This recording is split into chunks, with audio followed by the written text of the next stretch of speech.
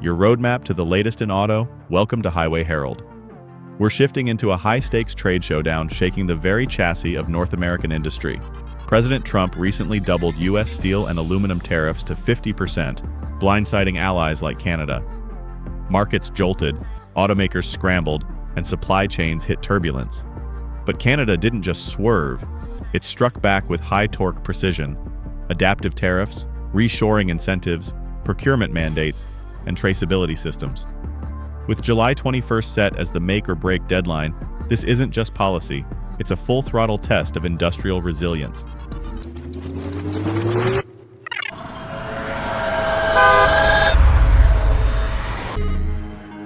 The spark that lit the trade engine.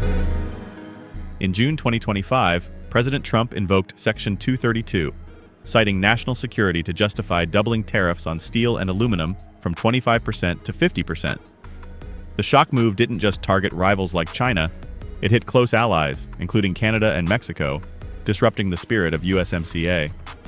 Financial markets reacted swiftly, futures contracts hit limits, the US dollar surged, and automakers from Detroit to Windsor paused orders to reassess supply chains. Canada, however, was already on the defensive. Having imposed a 25% retaliatory tariff back in March on over 15 billion Canadian dollar worth of US metals, Prime Minister Mark Carney responded to the June escalation with a firmer stance.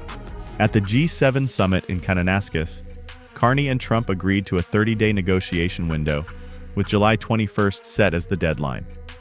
If talks fail, Canada promises to escalate its retaliation. This isn't just a typical trade spat.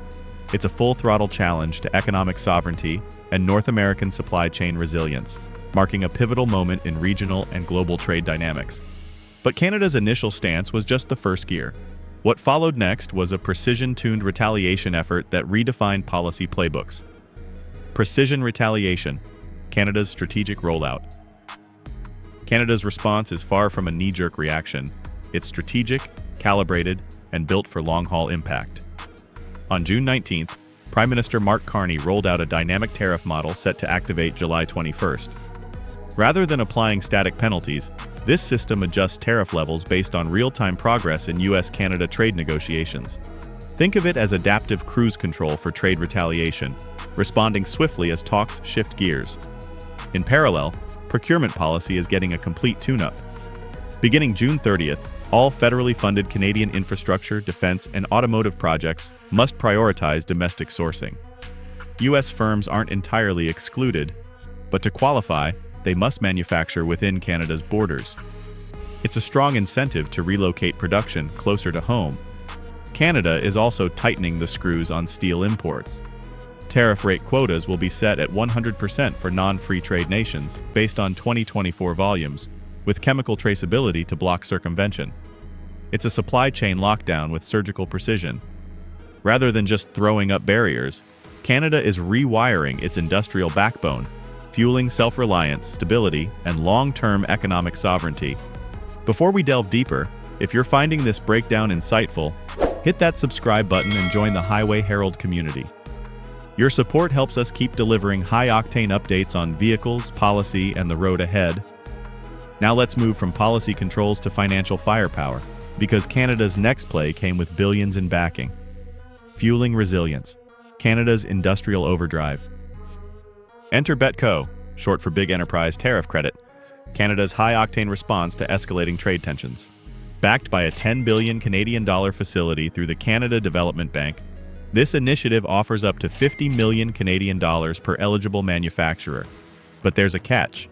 Companies must submit detailed reshoring strategies to qualify. It's more than just a bailout. It's a roadmap to rebuild supply chains within North America. One standout example is Montreal's new nickel-chromium alloy casting plant, funded by BETCO and purpose-built for aerospace-grade landing gear. Meanwhile, Ontario's green hydrogen pipeline shifted to using Canadian steel, reaching full output while creating over 1,000 union jobs. The Build Canada Fund has followed suit, requiring minimum domestic steel content in bids, affecting a hefty 24 billion Canadian dollars in planned infrastructure. On top of that, 1/3 of the expanded defense budget is now allocated to Canadian-made materials, fueling production at key facilities like the Halifax shipyards. This isn't patchwork policy, it's a long-game transformation. Canada's trade strategy is fusing short-term protection with long-term industrial reinvention, revving toward a more sovereign, resilient economy. And while Canada was shifting into high gear, other nations weren't idling either. Global responses began rolling in fast.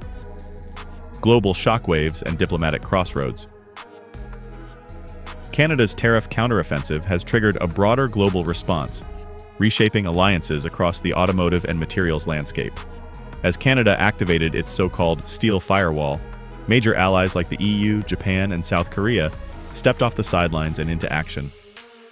Rather than retaliate with tariffs, Brussels is pursuing a resilience-based strategy, introducing subsidies for green steel, issuing sovereign bonds, and expanding joint EU defense production tools.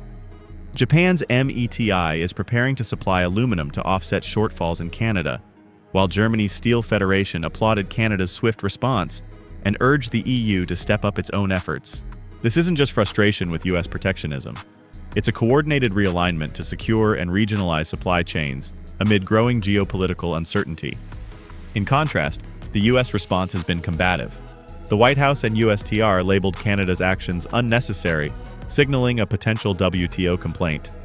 Meanwhile, US auto and aerospace sectors warned that cutting off Canadian metals could paralyze production. This emerging conflict is about more than prices. It's a global fight over economic sovereignty and industrial control. As the diplomatic engines rev, markets are feeling the rumble.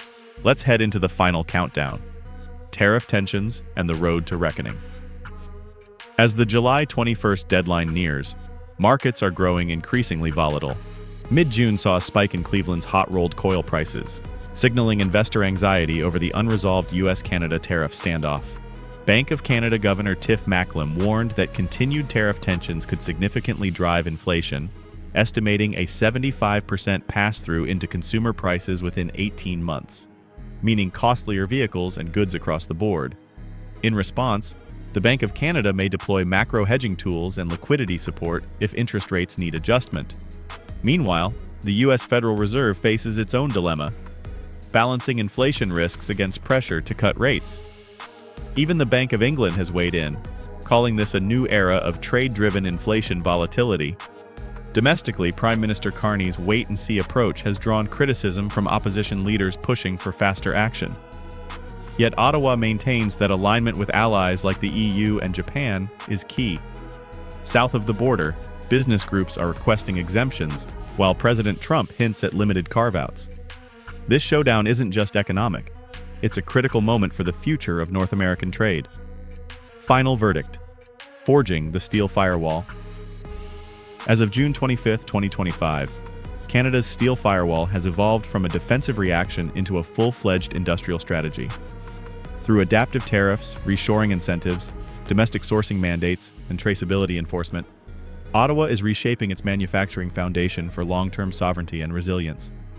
Whether this leads to compromise or confrontation remains to be seen, but steel and aluminum are no longer just materials.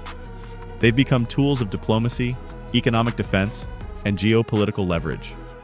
For automakers, suppliers, and everyday consumers, July 21st marks more than a policy deadline. It's a pivotal crossroads for the future of North American trade. What do you think? Was Canada's steel firewall a smart strategic move or a risky bet? Should the US work with allies, or keep tightening its trade grip? How might this showdown impact your job, your business, or the price of your next vehicle? Share your thoughts in the comments, and don't forget to subscribe to Highway Herald for your next update on the road ahead. Thanks for watching, and see you next time. You can now check out any of the videos on the screen. There's more exciting and informative content waiting for you.